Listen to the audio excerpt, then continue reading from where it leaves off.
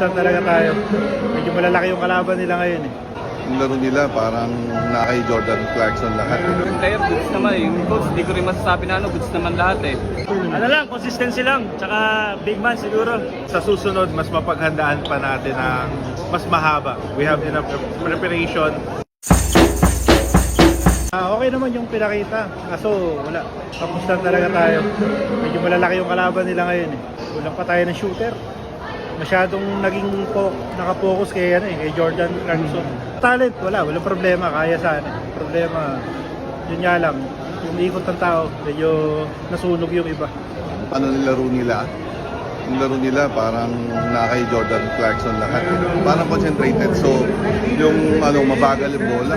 Dapat mabilis ang takbo ng bola. So, ewan ko kung ang play nila kay Jordan Clarkson. Pero supposed to be sana para maganda yung ikot ng bola. Mabagal ang bola nila. So far, magaling naman ang mga players natin Pero it's just the teamwork na yung talagang dapat pasa ng pasa para mas mabilis. Natalo, maganda naman yung laban. Napasaya lahat ng tao. Saka kahit paano umikot na yung player. Goods pa rin. Goods pa rin. Pero tingin mo, para sa future tournament sa sasalihan ng Gilas, anong kailangan nating i-improve?